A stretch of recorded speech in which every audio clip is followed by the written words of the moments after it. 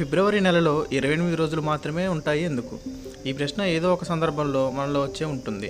కొన్ని శతాబ్దాల క్రితం న్యూమా అనే ఒక రోమన్ మహారాజు లూనార్ సైకిల్ని, అంటే చంద్రుని ఆకారంలో వచ్చే మార్పుని ఆధారంగా చేసుకొని 12 నెలలు కలిగిన ఒక క్యాలెండర్ని తయారు చేశాడు.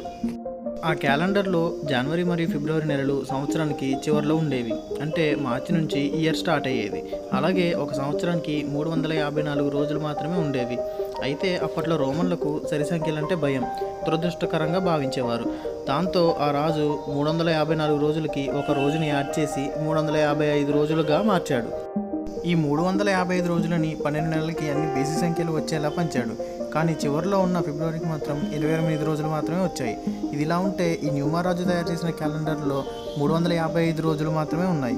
కానీ నిజానికి సూర్యుడి చుట్టూ భూమి తిరగడానికి 365 రోజులు పడుతుంది. అంటే 10 రోజులు తేడా వస్తుంది. ఈ 10 రోజుల తేడా వలన కొన్ని సంవత్సరాలకి మొత్తం అంతా మిస్ మ్యాచ్ అయ్యింది. ఈ క్యాలెండర్కి బయట జరుగుతున్న ఋతువులు, వాతావరణానికి తేడాలు రావడం మొదలైంది. అంటే వేసవికాలం డిసెంబర్లో రావడం, చలికాలం మే నెలలో రావడం, ఇలా అన్నమాట. కొంతకాలం తర్వాత జూలియస్ సీజర్ అనే మరొక రోమన్ రాజు ఈజిప్షియన్లు ఫాలో అవుతున్న సోలార్ క్యాలెండర్ గురించి తెలుసుకున్నాడు.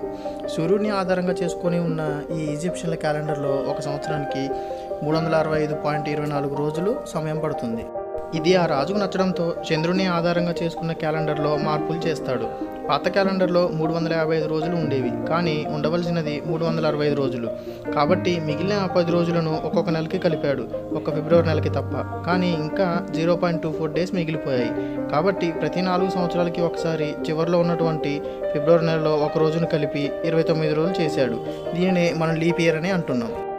ఈ విధంగా సాధారణ సంవత్సరాలలో ఫిబ్రవరి నెలలో 28 రోజులు, ప్రతి 4 సంవత్సరాలకి ఒకసారి 29 రోజులు, అంటే లీప్ ఇయర్ వస్తుంది. అంతేకాదు జూలియస్ సీజర్ అనే రోమన్ రాజే చివరిలో ఉన్న జనవరి ఫిబ్రవరి నెలలను మొదటికి తీసుకొచ్చాడు.